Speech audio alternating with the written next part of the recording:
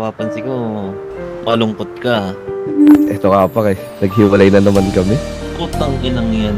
Parang ginawa nyo ng hobby yung paghiwalay Sige, kwento mo nga para malinaw sa akin. Kung paano kami naghiwalay ngayon? Umpisaan mo kung paano kayo maging kayo. Na-meet ko siya, matagal na to na-meet ko siya dyan sa sanitation. Parehas kaming bago dito, parehas kaming bagong lapag. First meeting namin. Tapos after ko siya landiin, kinabukasan, nagbago isip niya, may na-realize siya. Ayaw niya pala. Yun yung first parang namin, cut off ng kung anong meron sa amin. Pero after yun, hindi ako tumigil.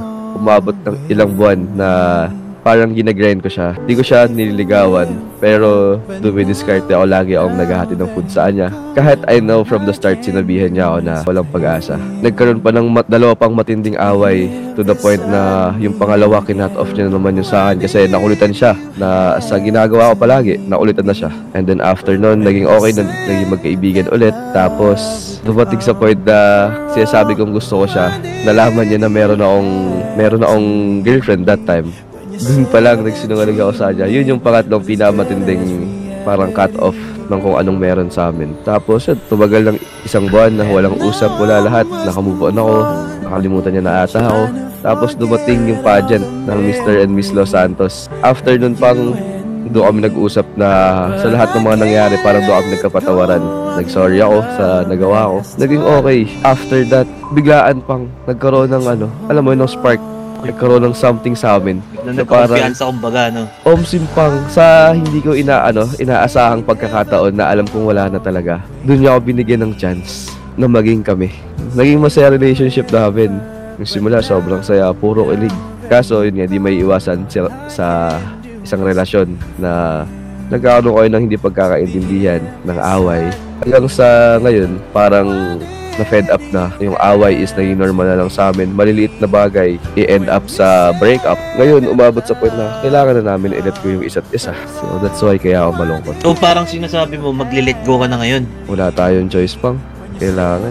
Talaga when you love somebody, and kung totoong mahal mo talaga sila, gagawin mo yung lahat para sa kanila. Kahit masakit? I love her unconditionally. Parang nagiging hobby niyo yung paghiwalay Kaya nga pang, hindi ko rin maintindihan kung ba't kami umabot sa point na ganito. Gusto mo siyang bumalik sa'yo? Gusto ko siya maging masaya, no matter what that means. I want her to find someone who will treat her with all the love she deserves from me. I want her to meet someone who will see her always as I do now. Sakit! Yung huli niyo bang paghiwalay, medyo na talaga, kumbaga, nasasabi mo na sa sarili mo na ito na yun, kailangan ko na mag-let go, parang ganun. Yung rason talaga, like, kung maging specific tayo, yung rason sobrang liit na bagay lang. Pero yung alam mo yun, yung pag nasanay na kayo na nag-aaway na paulit-ulit na lang, magsasawa ka na lang talaga pang. Ngayon pang, hindi ko na nararamdaman yung sakit Kumbaga wala nang spark din. Oo, pang. Feeling ko nasanay na lang talaga ako na andyan siya para sa akin palagi. Na hindi ko lang talaga ma-let go yung feeling na ganun. Last message mo para sa kanya. Hi, love. Ito, hindi to madali sa akin. Pero letting you go for your peace and happiness is my last gift to you. Kung magsistay pa tayo, parehas lang tayo masasaktan You deserve the kind of calm na never kong mabibigay sa'yo sa ngayon. If marinig mo man to, gusto kong malaman mo na mahal kita. Totoo lahat yun. Lahat ng pinakita ko sa'yo. Hanggang saan mo siya mahal? Mickey, mahal na mahal kita hanggang next alon. I love you so much. Pero for now, 10:42 muna tayo. Away from me, stay forever. Ooh.